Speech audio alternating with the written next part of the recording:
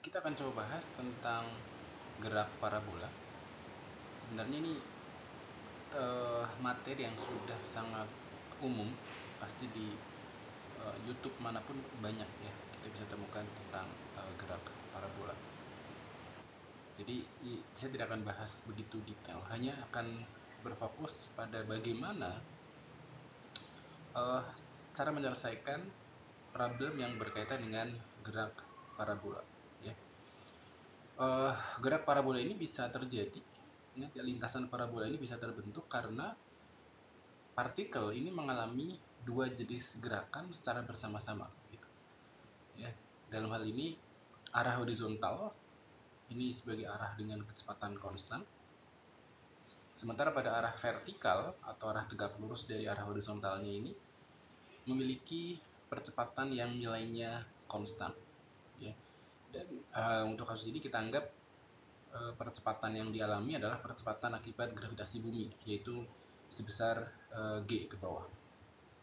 Gravitational acceleration-nya mengarah ke bawah. Pak Arifin coba akan jelaskan dengan menggunakan beberapa istilah yang familiar dengan bahasa Inggris dan juga bahasa Indonesia ya, agar bisa membantu teman-teman yang ternyata banyak yang tidak begitu fluent dalam bahasa Indonesia dan sebaliknya. Oke, untuk gerak parabola prinsipnya hanya dua ya stepnya. Jadi yang pertama, kamu tinjau gerak di sumbu X. Yang kedua, lihat gerak di sumbu Y. At X axis and at Y axis. Apa yang harus kita lihat? Tentu besaran-besaran geraknya ya. Di sumbu X kita akan lihat bagaimana dengan perpindahannya atau X-nya, bagaimana dengan V-nya, dan bagaimana dengan acceleration-nya dan juga time. Jadi kita harus bisa menjelaskan hubungan antara X, V, A, and T. X as the displacement at horizontal axis, V, Vx ya, at the velocity at horizontal direction, and then A for X direction, Ax, yaitu acceleration in the at the horizontal direction, and time. Di sumbu Y juga sama. We need to identify Y as the vertical displacement atau ketinggian, kemudian Vy as the vertical velocity, and then A at Y direction, and then time. Oke. Untuk waktu perhatikan bahwa T-nya itu sama dia. Jadi tidak ada istilah T di sumbu X dan T di sumbu Y. Pasti sama. Ya, jadi kalau kamu bisa hitung waktu gerakan di sumbu X, itu juga berlaku di sumbu Y-nya. Ya. Nah, untuk sumbu X, saya mulai dengan Vx-nya atau horizontal komponen velocity-nya. Let's say kita punya partikel yang ditembakkan dengan initial speed u, and then sudut elevasinya terhadap horizontal adalah theta.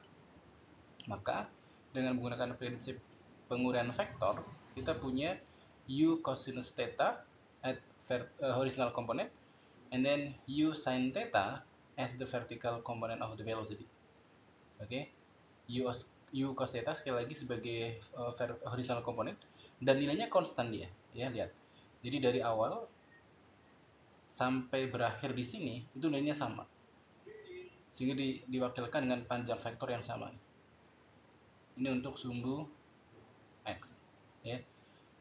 Vx-nya kita bisa lihat di situ bahwa nilainya konstan. Bagaimana dengan percepatannya, Ax-nya? Untuk percepatannya atau Ax-nya itu dia tidak ada, ya.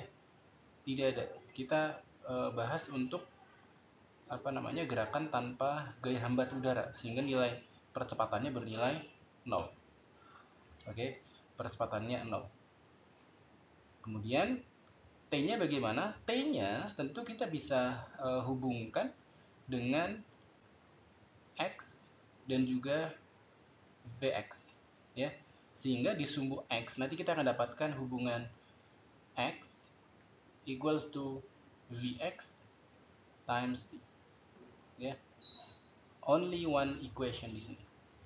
that is x equal to Vx times t. X as the horizontal displacement, Vx as the component of velocity at horizontal direction, and t as the time. Oke. Kemudian pada sumbu y, di sumbu y ada y, ada Vy, ya kita mulai dari Vy. Vertical komponen untuk sumbu y, velocity-nya, ini nilainya berubah. Kenapa berubah? Karena ada faktor AY di sini. Ada faktor percepatan. Karena Vy and percepatannya in opposite direction di kondisi awal, ya. Untuk Vy-nya itu mengarah ke atas nih. Atau kalau ini U berarti ini U arah Y gitu. U arah vertikal. Kita punya U sin theta.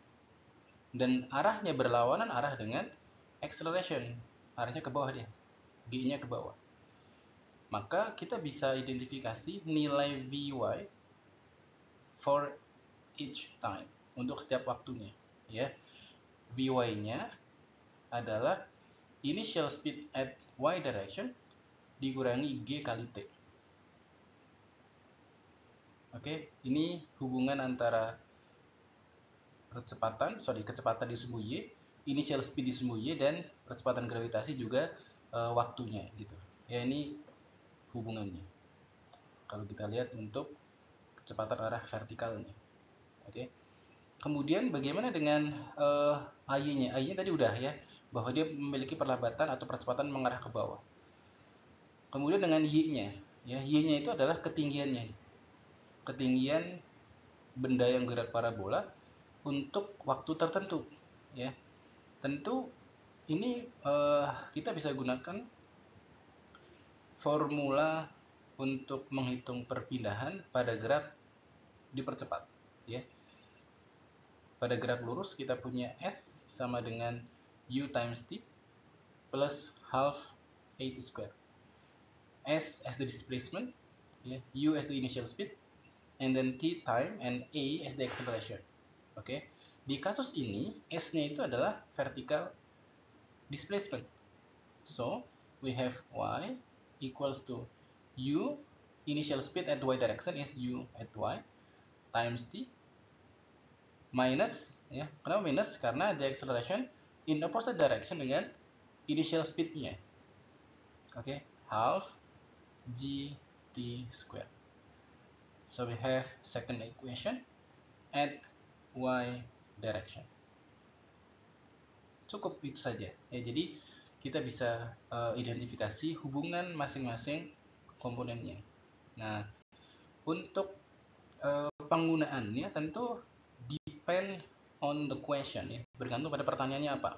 Oke. Contohnya misalkan kita mau diminta menghitung time flight-nya. Oke. Time flight atau waktu terbang dari awal sampai dia mendarat. Nah, yang perlu diperhatikan di sini adalah bahwa ketika di titik C as the peak of the path, ya, ini sebagai highest point-nya atau titik tertingginya, highest point, maka at the highest point vertical component of the velocity equals to 0. Ya, jadi di titik C itu hanya memiliki komponen kecepatan horizontal. Oke. Padahal tadi di sebelumnya kita punya Vy equals to Uy minus G times T. So, at point C atau di titik C sebagai titik tertingginya, at C, Vy equals to 0. Then, we have Uy equals to G times T. And T adalah waktu yang dibutuhkan dari titik 0 sampai titik puncak. Biasanya disimbolkan dengan Tm. Ya. Yeah. Then, Tm equals to Uy over G, or equals to U cosinus theta over G. Ini waktu yang dibutuhkan dari titik 0 sampai titik puncak. Bagaimana waktu yang dibutuhkan di titik C sampai titik mendarat? Ya, sampai mencapai ketinggian yang sama dengan ketinggian titik O. Nah, itu waktunya sama ternyata, ya, sehingga total time total time or time flight ini sama dengan 2 kali ini ya, 2 kalikan u cosinus theta over g. That's all ya. Ini untuk menghitung time flight-nya. Oke. Kemudian untuk maximum point atau titik ketinggian maksimum ya, ini juga sama prinsipnya bahwa at c as the peak of the path, vertical component of velocity equals to 0. Dari situ kita udah dapet t-nya tadi kan. T untuk bergerak dari titik 0 sampai titik puncaknya, Tm tadi kan sebesar u sin theta over g ya. Tadi Pak David kayaknya pakai u cos theta ya, salah ya, harusnya u sin theta ya, karena vertical component kita pakai. Oke, u sin theta per g. Nanti diputar lagi videonya, kembalikan, dicek ya apakah betul u sin theta atau u cos theta. Seharusnya u sin theta. Oke, Tm sama dengan u sin theta per g.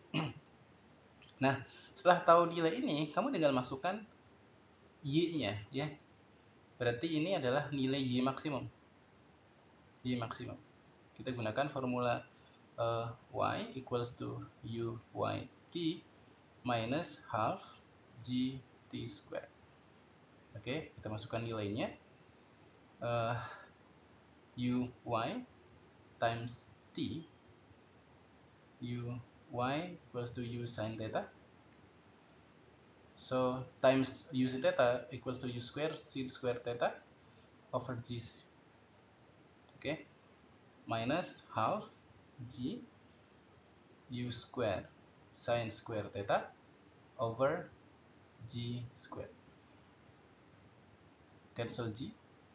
Then we have half u square sin square theta over g as the maximum height ya, sebagai titik ketinggian maksimumnya. Oke, saya tidak bermaksud untuk membuat kalian kemudian menghafal formula-formula ini ya, tetapi yang harus diperhatikan adalah bagaimana kita mengidentifikasi masing-masing besaran pada sumbu x dan sumbu y. Apa yang perlu diingat tadi, bahwa di sumbu x yang konstan adalah velocity-nya ya, di sumbu y yang konstan adalah acceleration-nya. Di titik tertinggi yang 0 adalah vertical component velocity-nya gitu ya. Oke, semoga membantu pemahaman kalian tentang gerak parabola ya, semoga bermanfaat.